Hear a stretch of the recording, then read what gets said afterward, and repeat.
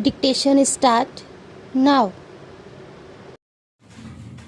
Now, there is another aspect of the rubber industry, namely the rubber producing industry, which has been entirely left out of the consideration of this bill. That is the rubber manufacturing industry. My honorable friend Mr. R.P. Sinha has rightly pointed out that aspect. We find that Indian rubber production has been consumed by the rubber manufacturing industry in India. So, here is the question of increasing Indian production. As with the tea trade, the question is of export. As yet, the structure of the tea trade and the trends of the tea trade are such that it is mainly dependent on export, and whenever there is any loss of export market, there is a hue and cry of a crisis.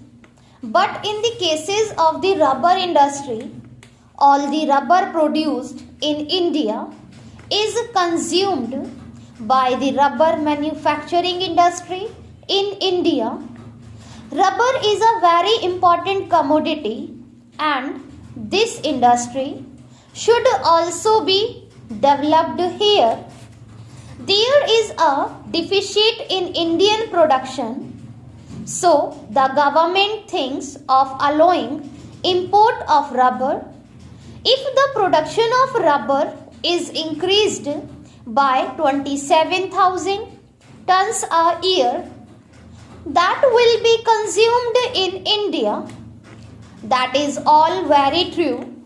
So, my point is that in connection with the development of the rubber industry, we cannot leave the rubber manufacturing industry out of our consideration.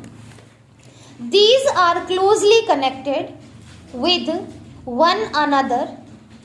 Coming to the question of the rubber manufacturing industry, my friend Mr. R.P. Sinha has rightly pointed out that it is also dominated mainly the foreign companies. The rubber manufacturing industry in India produces various types of rubber goods, from tires to waterproofs and other rubber materials. They produce tires and tubes, cables, general mechanical goods including roofing, footwear and so on. But the predominant position in the rubber manufacturing industry is occupied by Messrs. Dunlop Rubber Company, Messrs. Firestone Tire and Rubber Company, Bata India, etc. And from the figures which have been given in the report of the Indian Tariff Board, it is seen that the average total consumption of rubber is distributed among a large number of small industries. Here also, the question that arises is this: how should we treat these concerns, these big, gigantic concerns? Sir, I have not studied the condition of labor in these industries of Messrs. Dunlop, Firestone and Goodyear Company. Therefore, just now I am not in a position to give you the picture of their condition. But the question is that from the price of rubber in India in relation to the world price of rubber, these people are mostly benefiting. It is true that prices cannot be fixed in such a way that the big concern will pay one price for the rubber and the small concern will pay another price for rubber.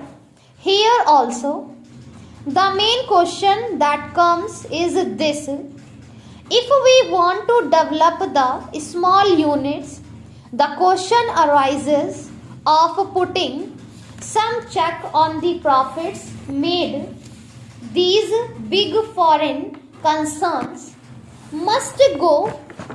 It is they who are taking all the advantage of the present position in India.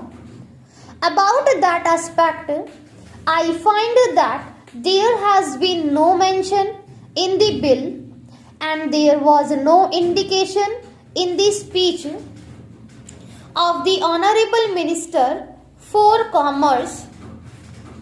Then lastly, I would like to say that here also the government has taken the power to appoint the chairman and is going to reconstitute the board. The same remarks which I made in connection with the chairman of the coffee board are valid. Here, if it is the intention of the government to break the domination of the foreign rubber growers or big rubber growers in the rubber board, I think it will be circulated to honorable members later on. Let there not be any foreign representation on the board. If the government is not prepared to accept that suggestion, then also it can take certain other minimum steps. It can increase the representation of small growers. It can increase the representation of labor. The representation of small growers has been increased by 1, but the representation of labor should be increased. I do not suggest the number now.